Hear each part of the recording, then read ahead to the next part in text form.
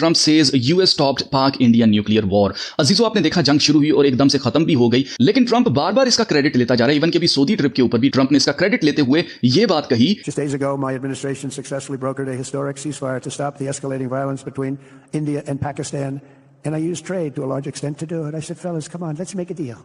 Let's do some trading. Let's not trade nuclear missiles. Let's trade. कि Trump ने पाकिस्तान और India को मजबूर किया कि वो ट्रेड को चूज करें कॉन्फ्लिक्ट के ऊपर, यानी कि वो जंग ना करें बल्कि तजारत करें। अब आपने सुन ही लिया है कि ट्रंप बार बार कह रहा है कि मैंने इन दोनों को ट्रेड का लालच दिया, जिसकी वजह से ये जंग रुकवा दी गई है। यानी कि पाकिस्तान और इंडिया ट्रेड के लिए इतने ज्यादा लालची थे कि उन्होंने जंग तक को खत्म कर दिया। लेकिन क्या आपने सोचा है कि ये ट्रेड है क्या? तो मैं आगे चलकर अभी थोड़ी देर में आपको बताता हूं कि ये ट्रेड है क्या, किस चीज के बारे में यहां पर बात हो रही है कि ये पाकिस्तान और इंडिया के साथ ट्रेड करना चाहते हैं। लेकिन उससे पहले मैं आपको याद दिलवाना चाहता हूं कि अमेरिका ने पूरी दुनिया के ऊपर अभी रिसेंटली टैरिफ्स लगाए थे, बड़े बड़े टैक्स लगाए थे, जिसमें पाकिस्तान को 29% तक टैरिफ देना होगा और इंडिया को 26% तक टैरिफ पे करना है। तो टैरिफ्स तो अपनी जगह कायम है, तो फिर कौन सी ट्रेड, क्या फायदा इंडिया और पाकिस्तान को अमेरिका ऑफर कर रहा है? पाकिस्तान तो पहले ही डिवाइडेड थे, लेकिन ये जो पावर हंग्री पीपल हैं, ये जो पावर के पीछे भागते हैं कि हमें पूरी दुनिया के ऊपर राज करना है, ये हमेशा आम लोगों को डिवाइड करके रूल करते हैं। और अगर देखा जाए, इंडिया और पाकिस्तान तो पहले ही डिवाइडेड था, लेकिन इस जंग के बाद अगर आपने गौर किया हो तो इंडियन मसीही, पाकिस्तानी मसीही आपस में डिवाइड हो चुके हैं अपने अपने मुल्कों को लेकर।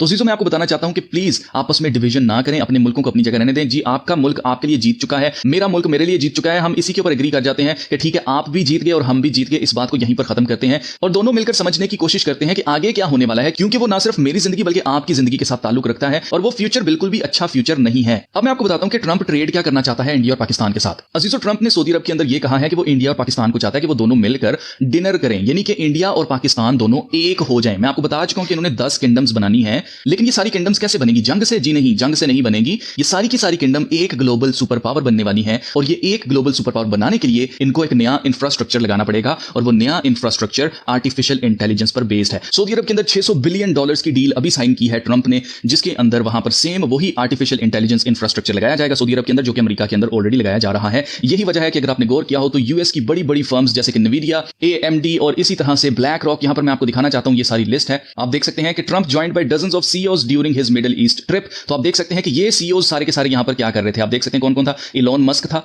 यहां पर, टेस्ला और स्पेसएक्स का। यहां पर आप देख सकते हैं एलेक्स क्रैप था, और इसके अलावा आप देख सकते हैं CEO ऑफ NVIDIA था, CEO of OpenAI Sam Altman था। इसके अलावा लैरी फिंक, ये बहुत फिशी था मेरे लिए, ब्लैक रॉक कंपनी का CEO भी यहां पर मौजूद था। इसके अलावा और भी आप देख सकते हैं जो टेक कंपनीज हैं बड़ी बड़ी, उनके CEOs यहां पर आए थे, उनको इन्वाइट किया गया था। तो ये सब के सब यहां पर क्या कर रहे थे? बेसिकली ये सब के सब आर्टिफिशियल इंटेलिजेंस इंफ्रास्ट्रक्चर बनाने वाली कंपनीज हैं, जो कि इस वक्त अमेरिका के अंदर आर्टिफिशियल इंटेलिजेंस इंफ्रास्ट्रक्चर लगा रही है। और यही सेम वो ट्रेड है जो कि इंडिया और पाकिस्तान के साथ आने वाले दिनों में आप देखेंगे कि ट्रंप करेगा, यानी कि इंडिया और पाकिस्तान के अंदर वही AI इंफ्रास्ट्रक्चर लगाया जाए जो कि अमेरिकन बेस्ड है। और ये मैं अपने पास से नहीं कह रहा, आप यहां पर पढ़ सकते हैं। ये एक थिंक टैंक है जिसका नाम है Carnegie endowment for international peace, यानी कि एक फॉल्स अमन, एक फॉल्स पीस बनाने के लिए एक ऑर्गेनाइजेशन बनाई गई है जिसका नाम है Carnegie endowment for international peace. तो आप देख सकते हैं इस आर्टिकल के मुताबिक the India US trust initiative, a policy road map for accelerating AI infrastructure. वही बात जो मैंने आपसे कही, यहां पर मेन चीज है पढ़ने वाली। ऑन February 13th, 13 तारीख, सेम वही 13 नंबर जो कि इन्होंने सऊदी अरब के अंदर जब ट्रंप जाता है तो वो कौन सी तारीख थी जी? 13 मई थी। इसी तरह से 13 फरवरी को 2025 को Indian prime minister Narendra Modi and United States president Donald Trump met at White House.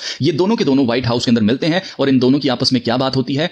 ये बात होती है जी, यहां से पढ़िएगा। A central pillar of the trust initiative as highlighted in the joint statement is a commitment by leaders on both sides to work with US and Indian private industry to put forward a US-India roadmap on accelerating AI infrastructure। इसके 3 primary goals हैं, जिसमें से पहला goal क्या है जी? Accelerating the build out of US origin AI infrastructure। मैंने आपसे क्या कहा था कि वही AI इंफ्रास्ट्रक्चर जो कि अमेरिका के अंदर लगाया जाएगा वही पूरी दुनिया में लगाया जाएगा। तो आप नोट करें कि इंडिया के साथ ऑलरेडी ये तय है कि इंडिया के अंदर US origin का AI इंफ्रास्ट्रक्चर लगाया जाएगा।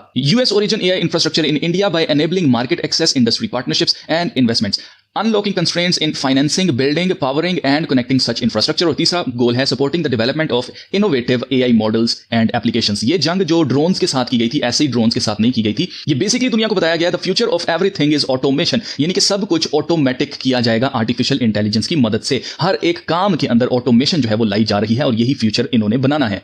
इस जंग के अंदर ऑटोनोमस वेपन्स जो हैं वो इस्तेमाल किए गए थे और ये जंग अचानक से एकदम से रुक ही इसीलिए गई है क्योंकि ये जंग थी ही नहीं। इसका मकसद सिर्फ मुझे और आपको डिवाइड करना था और मुझ पर अफसोस कि मैं उस चीज को समझ नहीं सका कि असल में इसका पूरा प्लान है क्या। इसका पूरा प्लान ये है कि जो ऑलरेडी इंफ्रास्ट्रक्चर पाकिस्तान और इंडिया के अंदर लगा हुआ है उसको तबाह किया जाए। ये दोनों कंट्रीज एक दूसरे के एयरपोर्ट्स के ऊपर अटैक कर रहे थे और इसका मकसद बेसिकली सारे इंफ्रास्ट्रक्चर को तबाह करना था। आप देखें जैसे रोड्स होती हैं, एयरपोर्ट्स होती हैं, पोर्ट्स होती हैं, रेलवे, एनर्जी, यूटिलिटीज, आपका पानी, गैस, बिजली और इसी तरह से एजुकेशन सिस्टम, हेल्थ केयर, आपके कॉलेज, स्कूल्स, हेल्थ केयर के अंदर जितने भी डिपार्टमेंट्स आते हैं और इवन के आपके सोशल जितने भी डिपार्टमेंट्स हैं, ये सब कुछ मिलकर एक मुल्क का इंफ्रास्ट्रक्चर बनते हैं। अब एक इंपॉर्टेंट चीज जो आपको याद रखनी है वो ये है कि कार्नेगी जो ये इनिशिएटिव, ट्रस्ट इनिशिएटिव है, इसमें सिर्फ इंडिया इन्वॉल्व है, अमेरिका के साथ पाकिस्तान इसके अंदर इन्वॉल्व नहीं है। जिसका मतलब यह है कि Pakistan America based artificial intelligence infrastructure अपने मुल्क में लगाने के लिए फिलहाल तैयार नहीं है। लेकिन अगर फ्यूचर में ऐसा कुछ होता है, अगर कोई ऐसी न्यूज आती है तो आपने समझ जाना, मैं बिल्कुल भी सरप्राइज नहीं होऊंगा क्योंकि ये जंग की ही इसलिए की थी। इसी वजह से अमेरिका पीछे हो गया था। उसने कहा था भाई ये आपस में खुद ही इस चीज को सॉर्ट कर लेंगे। जब तक इंडिया पाकिस्तान के ऊपर अटैक कर रहा था तब तक अमेरिका कह रहा था ये हमारा मसला नहीं है, it's none of our business.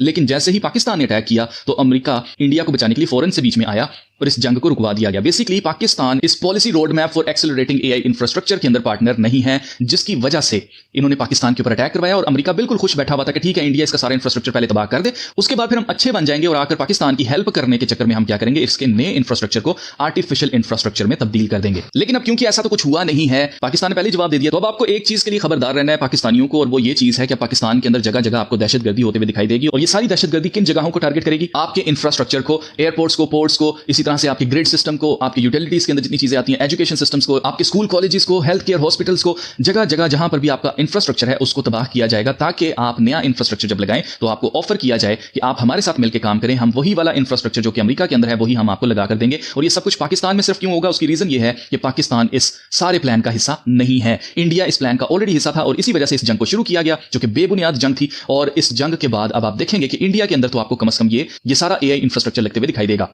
अब आपको याद रखना है कि इस इंफ्रास्ट्रक्चर के अंदर जगह जगह लोगों की नौकरियां हैं, लोग काम कर रहे हैं। जैसे आपको पता है कि अमेरिका के अंदर जैसे ही एआई इंफ्रास्ट्रक्चर लगाने की बात की गई, साथ ही कई लोगों को नौकरियों से निकालना शुरू कर दिया गया था। और सबसे पहले इन्होंने टैक्स डिपार्टमेंट में से IRS जो है उसके अंदर से हजारों लोगों से उनकी नौकरियां छीन ली गई और आर्टिफिशियल इंटेलिजेंस को दे दी गई। इसी तरह से अब ये जो डिपार्टमेंट्स हैं, जो आपका इंफ्रास्ट्रक्चर है, जब पूरा का पूरा इंफ्रास्ट्रक्चर चलेगा ही आर्टिफिशियल इंटेलिजेंस के ऊपर, तो फिर लोगों की नौकरियां जाएंगी। और ये क्यों चाहते हैं कि लोगों की नौकरियां चली जाएं? ये इसलिए चाहते हैं ताकि कोई भी मुखालिफ मसीह की छाप लेने से इनकार ना कर सके। ये बेसिकली आपको मजबूर करेंगे, ये जबरदस्ती आपको छाप नहीं लगाने वाले हैं, ये आपको मजबूर करेंगे कि आपके पास और कोई चॉइस ही ना हो कि आप मुखालिफ मसीह की छाप लेने से इनकार करें। यही वजह है कि Elon Musk world government summit के ऊपर यह बात कह चुका है कि हमें यूनिवर्सल बेसिक इनकम की जरूरत पड़ेगी, क्योंकि आर्टिफिशियल इंटेलिजेंस सारी की सारी नौकरियां ले लेगी और इंसानों के पास कोई काम नहीं होगा। जो अनएम्प्लॉयड लोग होंगे उनको हुकूमत को कुछ ना कुछ देना पड़ेगा ताकि वो जिंदा रहें। There will be fewer and fewer jobs that a robot cannot do better. Okay. What to do about mass unemployment? This is going to be a massive social challenge. And I think ultimately we will have to have some kind of universal basic income. I don't think we're going to have a choice. Universal basic income. Universal basic income. I think it's going to be necessary. So it means that unemployed people will be paid across the globe. Yeah. Because there is no job. Machine robot is taking over.